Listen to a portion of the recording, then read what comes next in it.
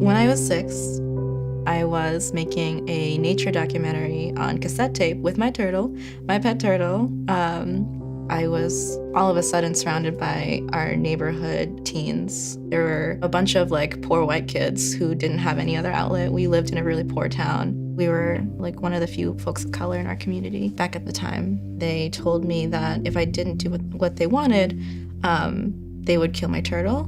I just was terrified for my turtle, mostly, than for myself.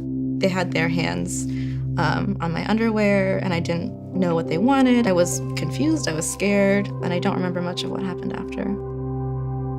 When you're a kid and you have strangers violating you for no reason, it's confusing. It's scary. Looking back, I don't know if the police would have believed me, you know? Group of white kids, little Asian kid, who are you gonna believe? When violence is so close to feelings around intimacy and relationships with other people, it just kind of burrows deep emotional lines about what you think is right or appropriate or okay.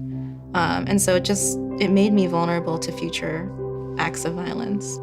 Hapkido, which is the martial art that I take, you're not trying to be stronger than your opponent, you're trying to be smarter than them. It uses their energy against them and their momentum against them. I was thinking of ways that I could tap into the anger and the rage, because I knew that if I tried to manage it or squirrel it away, it was just gonna grow and destroy me. A lot of what's available to survivors is tailored to white women. A lot of the public narrative about who a survivor is white women. And when you're not a white woman, you think that I don't get to be a survivor. I don't get to access these resources. They're not for me.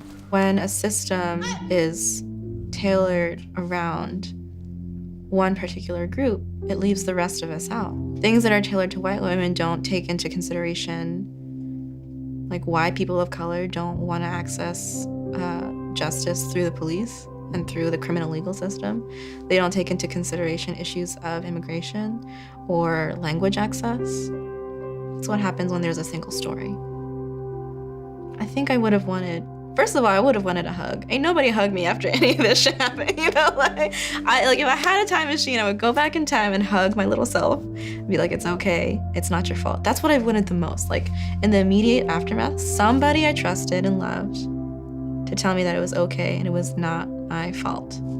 The most. I think that would have been the most helpful.